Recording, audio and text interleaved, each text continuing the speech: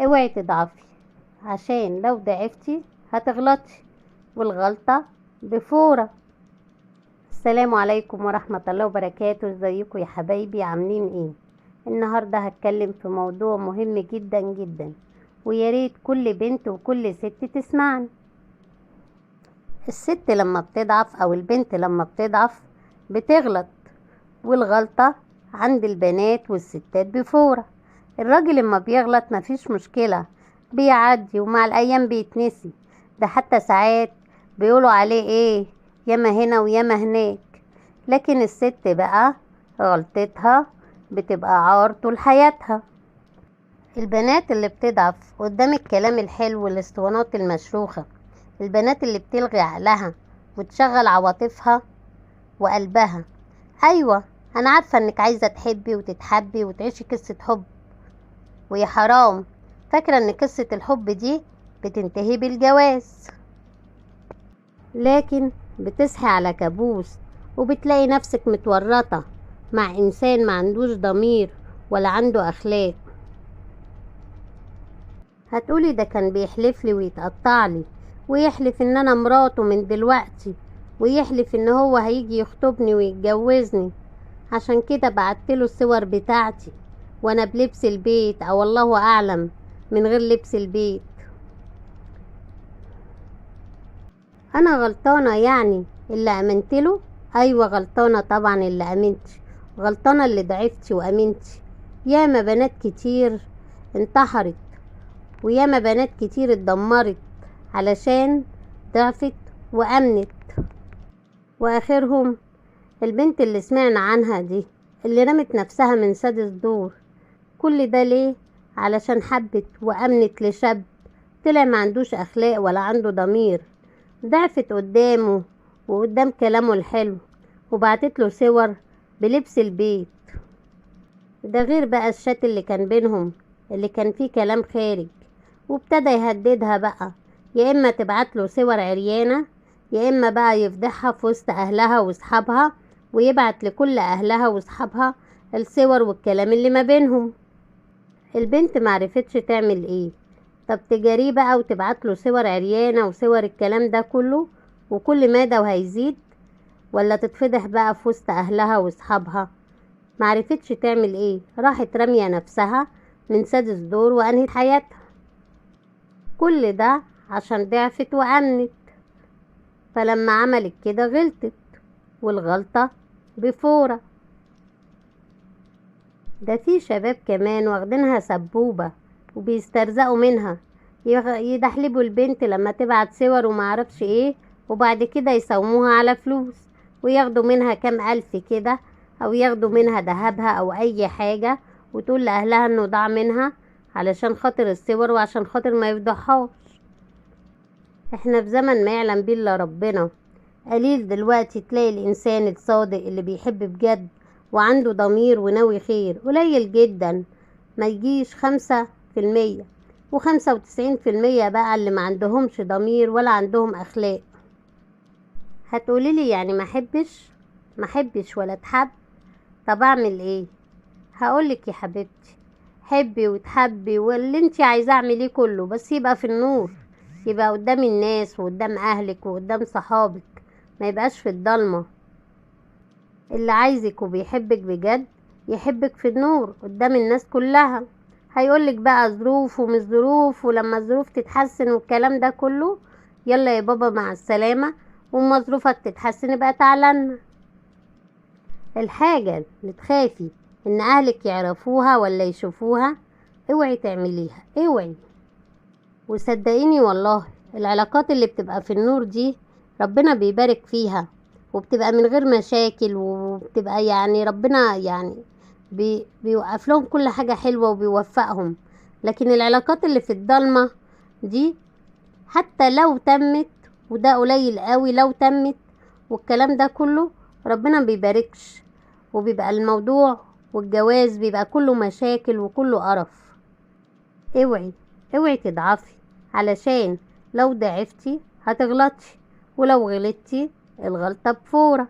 وياما بنات كتيرة قوي حياتها اتدمرت وانتحرت وتفشت وسابت البيت واهلها يعني اتبروا منها وجابت العار لنفسها ولأهلها علشان ضعفت وأمنت.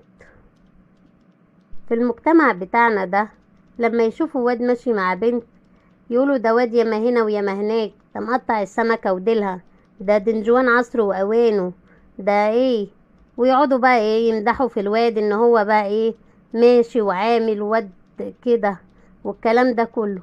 تعالي بقى يشوفوا بقى لو بنت ماشية مع ولد هيقولوا عليها ايه، ده اهلها مش مربينها، ده قليلة الادب، ده ماشية على حل شعرها، ويا ويا ويا ويا، مع ان نفس الولد بيقولوا عليه ايه والبنت بيقولوا عليها ايه.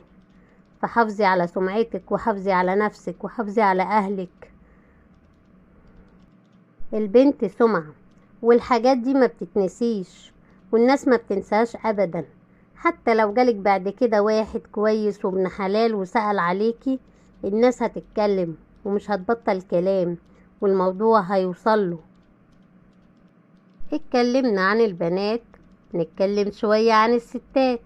هتقوليلي ده الستات متجوزة، هي الستات كمان بتضعف؟ ايوه نعم، في ستات كمان بتضعف وبتغلط.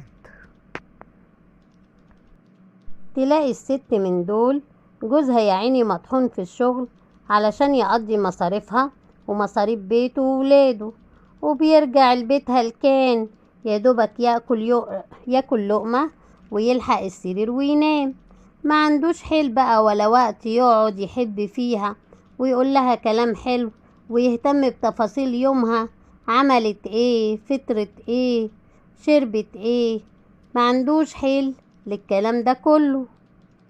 وهي بقى قاعدة في البيت رايقة ونفسها تحب ويتقال لها كلام حلو والاهتمام ما بيطلبش.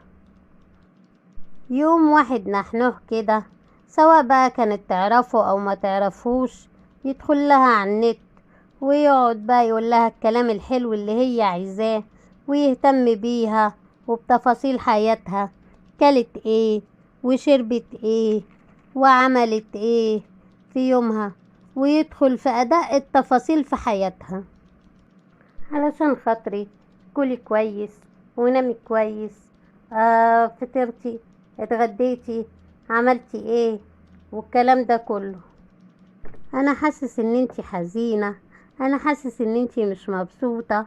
تقعد بقى تشكيله وتحكيله من جوزها اللي مأهملها، وتجري بقى ورا عواطفها وورا قلبها وتنسى كل حاجة، تنسى نفسها، تنسى جوزها وولادها وأهلها، وتقعد بقى تتكلم معاه وتاخد وتدي معاه، ومن هنا تبتدي العلاقة ويحصل بقى تجاوزات في الكلام. ومش بعيد بقى كمان صورة أو صورتين كده وكلام حب وكلام بقى اللي هي عايزاه وكل حاجة. ومش بعيد كمان كلام في التليفونات ومقابلات، ده لو الحكاية اتطورت كمان.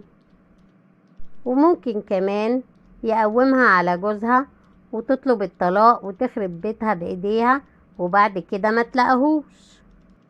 وممكن كمان يساومها بالكلام اللي عنده والصور وياخد منها بقى فلوس او ياخد منها او اي حاجة او يطلب منها اي حاجة تاني اكتر واكتر. ولو ما حصلش ده او ده بتنكشف بقى العلاقة وبتتفضح قدام جوزها واهلها واهل جوزها، وبتتطلق برضو وبيتخرب بيتها، وتفضل الحكاية دي وسمة عار ملازمها طول العمر وملازمة اهلها. كل ده عشان ايه؟ عشان ضعفت وامنت، ولما ضعفت غلطت، والغلطة بفورة. وياما بيوت اتخربت واولاد اتشردوا عشان المواضيع دي وعشان النت والكلام عن النت وكل ده.